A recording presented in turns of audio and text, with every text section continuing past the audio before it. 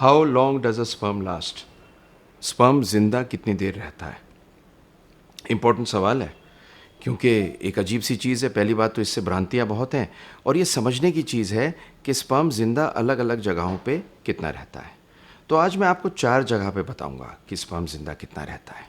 पहली चीज़, female genital tract में, मतलब आपने इंटरकोर्स किया, इंटरकोर्स के बाद में औरत के अंदर स्पर्म जिंदा कितना रहता है, पहला।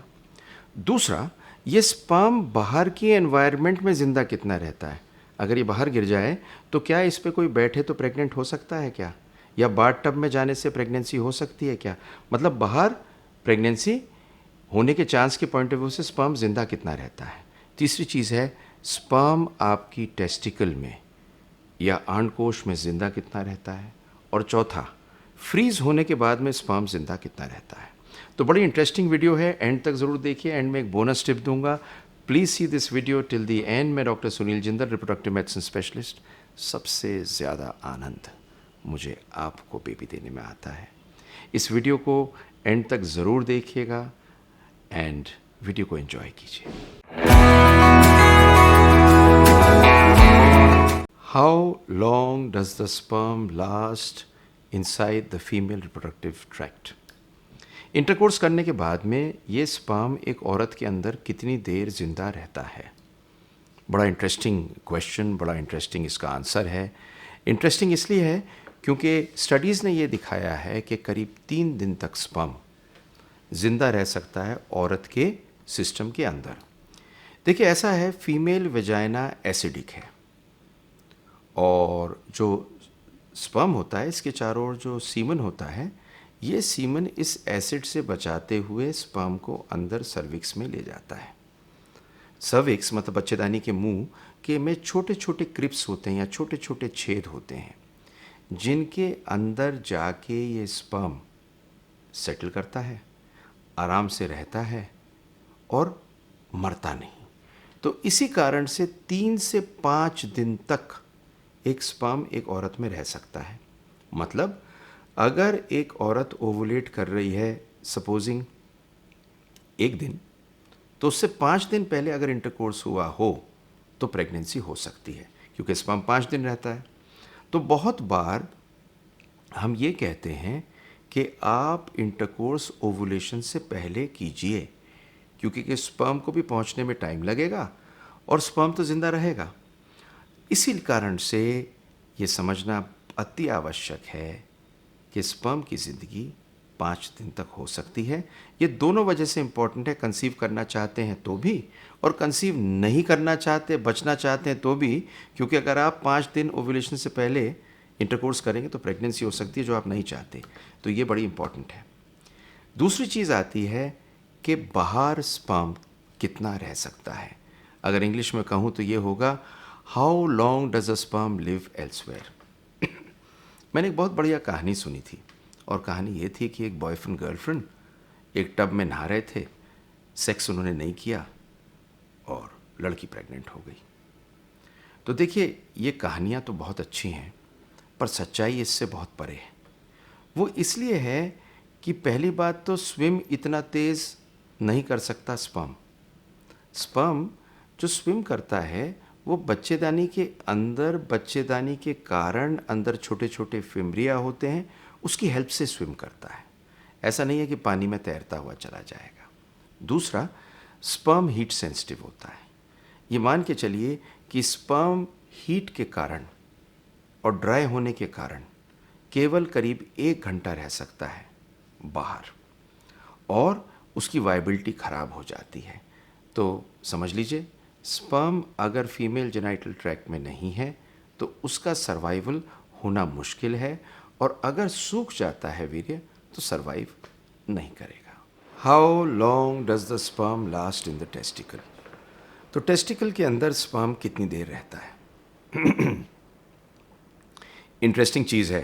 पहली चीज़ तो ये समझने की है कि एक स्पर्म को तैयार होने में करीब 72 दिन लगते हैं, और ये स्पर्म कई हफ्तों तक एपिडिडमस, जो गोली होती है उसके पीछे ग्रंथि होती है, उसमें स्टोर होकर रह सकता है कई हफ्तों तक। और उसके बाद में अगर ये बाहर नहीं निकलते तो ये रीएब्जॉर्ब हो जाते हैं, ये स्पर्म एब्जॉर्ब होके ख़त्म हो जाते हैं। पर इंटरेस्टिंग चीज़ आज आपको एक बताता हूँ, और वो बताता हूँ कि ये पाया गया है कि अगर स्पर्म 5 दिन तक रेगुलरली ना निकले तो जो इजैकुलेट होता है, अगर आप 5 दिन तक एब्सटेन करते हैं या उससे ज़्यादा करते हैं और स्पर्म को लेते हैं, तो उसका डीएनए फ्रेगमेंटेशन हाई होता है। तो डीएनए फ्रेगमेंटेशन जितने दिनों तक स्पर्म बरकरार रहेगा एपिडिडमस में, उतना उसका डीएनए फ्रेगमेंटेशन ज़्यादा होगा, मतलब उतने स्पर्म की क्वालिटी ख़राब होगी। और यही कारण है कि हम कहते हैं कि अगर आपको बेबी चाहिए और एब्स्टिनेंस करने की बहुत लंबी ज़रूरत नहीं है, 1 या 2 दिन बाद आप इंटरकोर्स रेगुलरली कर सकते हैं।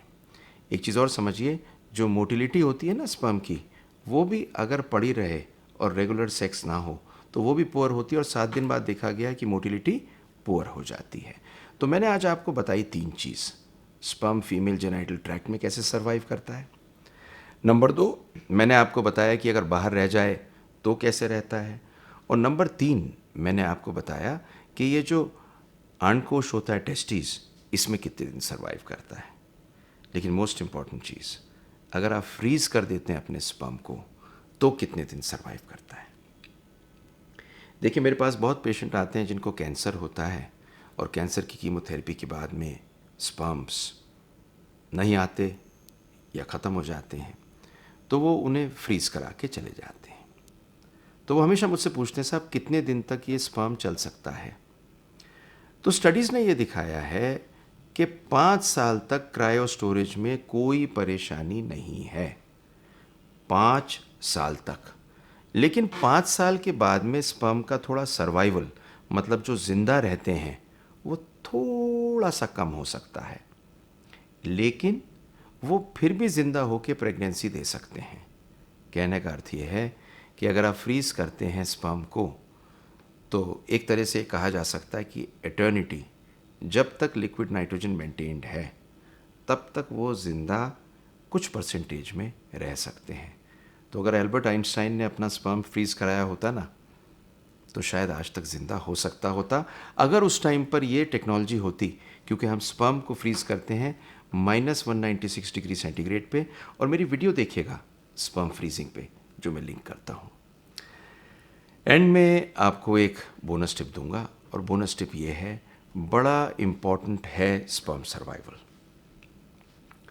अगर आप बेबी चाहते हैं तो समझ लीजिए 5 दिन तक सर्वाइव करेगा, तो इंटरकोर्स ओवुलेशन से पहले ज़रूर कीजिए।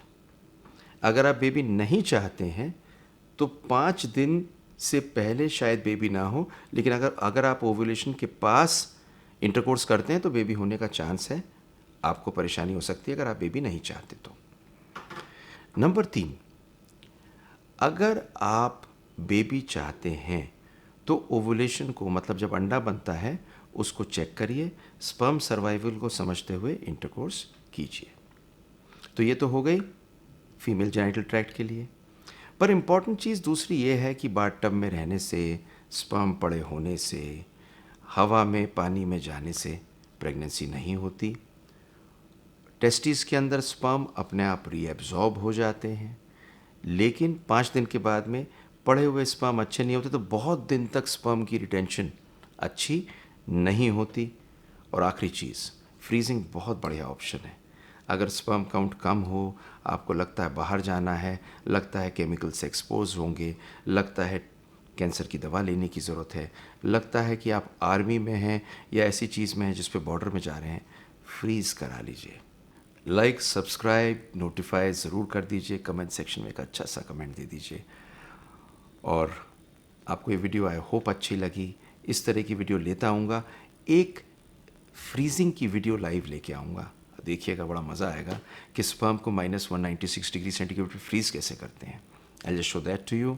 Love to make this video and see my next video.